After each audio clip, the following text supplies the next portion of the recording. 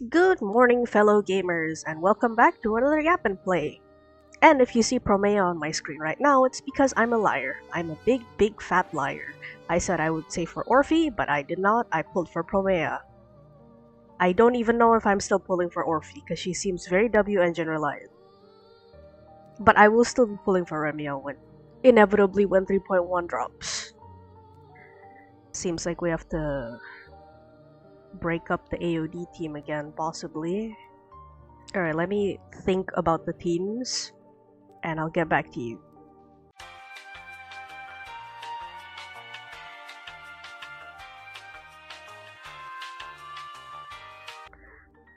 Alright, here are the teams that we'll be going with. Apparently, we did not need to break up the AOD team, thankfully.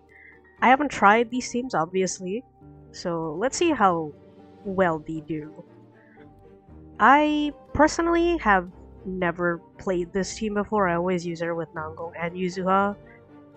But I don't think Vivian would be a bad replacement. And if you saw the thumbnail also, of course, today's video is going to be talking about the new endgame content that they're planning to add into Zenless Zone Zero. If you didn't know already, or if you don't keep up with leaks, they're making a quote-unquote hardcore game mode for Zenless Zone Zero, where you're only allowed to use a set amount of characters. I'll explain more later. Let's beat up Manato real quick. Hold on.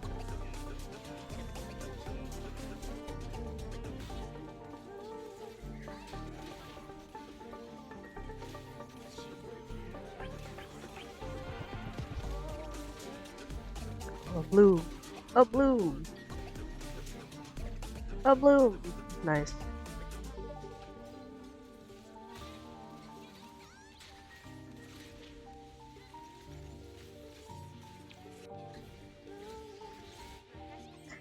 Also, I am mostly feeling better now. I'm not as sick as I was a few days ago, but I'm still not at my best. My nose is still very stuffed.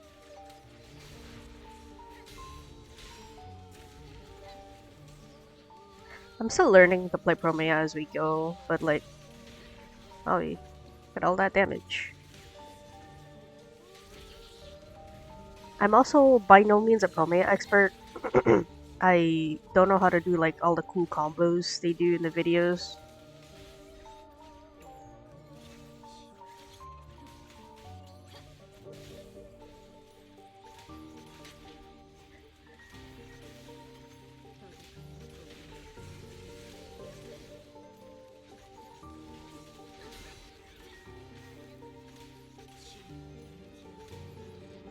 Not bad. Also, I do want to show you guys my Promeia build because God forbid I get any good anomaly discs. I don't know if anyone else has this problem where whenever you build an anomaly character, all they give you is crit rate crit damage, but whenever you build a crit rate crit damage DPS, all they give you is fucking attack and anomaly proficiency. It's so stupid. Look at this. It looks fine on paper, like the stats look fine until you look at the discs. This one, fine, whatever, at least it's 1-1. This one could have been better if this crit damage went to anomaly proficiency. This one, I want to cry, but it's okay. This one's the worst one by far. I could not find literally anything else better than this. I will keep farming for her, of course, obviously, because I want to replace this. This is so bad. This one is also really bad, and this one as well. The only decent ones are these three, and they're not even that good. I also haven't really maxed her out yet. I don't have enough the ice materials.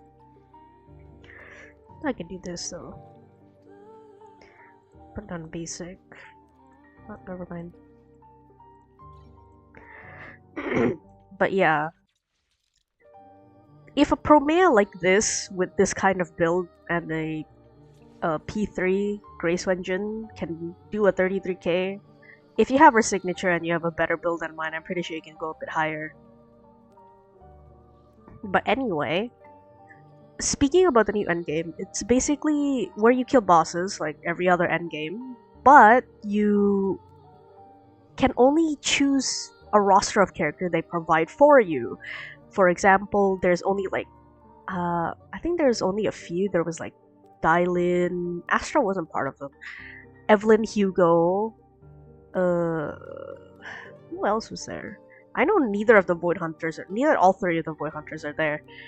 Basically, they just give you a set character for you to play, and they cannot be your characters. You cannot use your own characters.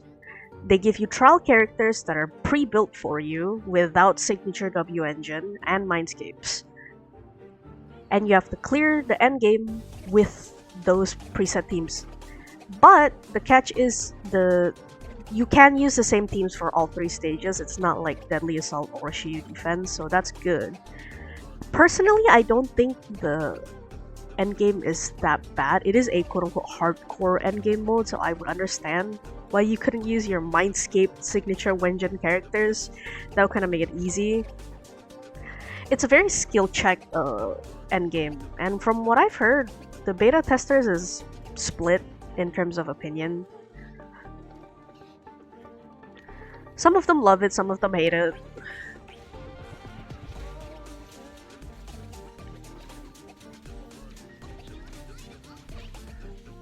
The people who hate it seem to not understand that the hardcore game mode is meant to be hard, that's why they don't let you use your own characters. While the people who seem to enjoy it, they like the difficulty aspect of it, of not being, you know, trying to clear with not really well-built characters. Also, I'm gonna be honest, I don't really like the Lock Spring boss that much. Not that I like hate fighting him, I just don't think he's fun to fight against.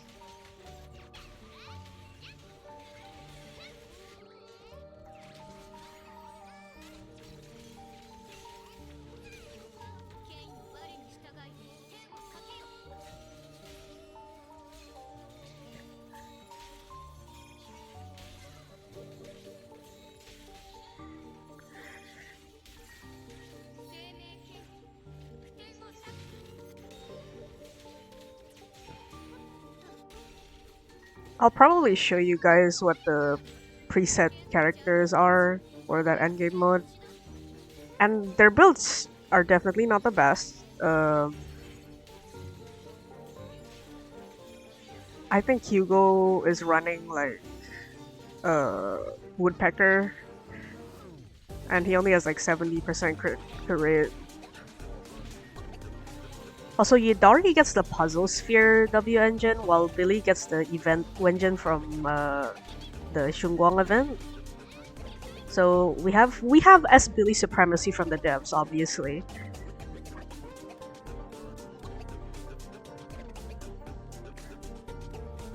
But yeah, so far the endgame has only been that. That's all we know about it. I'm personally excited for it. It sounds really fun.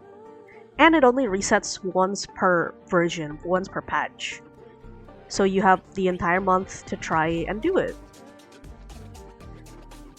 So I actually want to know if your guys' teams, like the order of your teams, matter to you guys that much? Or like what your order would look like? Because this is what's comfortable for me, and some people find it a little weird. But I always think like the order really depends on how you play and what you're comfortable with, so... This SHIYU defense reminds me of a few one, like a... what's it? Like one from a few weeks ago. Okay, not the best.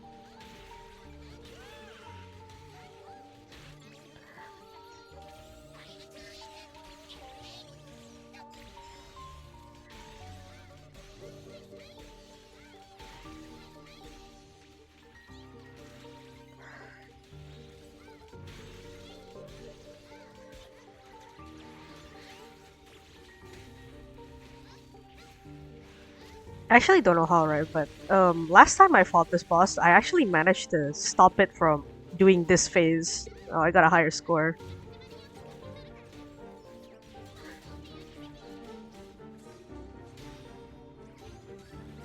All I can say is a lot of clears are very inconsistent and a lot of things can happen. So if you're not hitting the best clears, then don't fret. It's probably not a you problem. Some bosses do certain moves and some bosses don't do certain moves sometimes. It's a little weird. I think it might have to do with the anti-interrupt with the attribute proc or something like that. But I know it's a little short, like maybe you expected me to say a lot more about the new endgame content that's coming out, but there's really not a lot to say because there's not a lot out, but I just wanted to tell you guys because I just thought it was interesting. But here's my S plus clear with Promeia, Ye Xunguang, and Arya. When you're playing the Promeia Vivian team, I would say just don't even think about stunning the enemy since you don't have Nanggong. Just keep spamming the Bloom as much as you can until Vivian runs out of juice, and then you refresh. That's how I see playing that team. It's a lot easier than the Nanggong team. You do not have to like min-max your rotations. But if you do master the Nanggong and Yuzuha team, you do get a higher score probably. But I think this setup is probably the best. You can always use Miyabi in the first team with Vivian, of course, because a bloom damage increases, ignores ice resistance for the enemy, so you can run Vivian and Miyabi, and Vivian can trigger the bloom and still proc the ice resistance shred for Miyabi. But thank you for all of the get well soon wishes. I know it wasn't a lot, but it meant a lot to me, and thank you for supporting me. I can't believe my Season 3 talking video got so much views. I did not expect it to blow up like that. So, thank you so much for sticking around and supporting me. We've hit 100 subscribers in 1 month, which is crazy to me because I didn't think that was even possible. So, if you enjoyed today's video, thank you for clicking, and maybe like and subscribe to support me and tell the algorithm that you like this. So the algorithm gods spare me and actually give me views. That concludes today's Yap and Play. I'm sorry if it was a little short, maybe you expected something more. Thank you for watching, and I'll see you in the next video. Bye bye!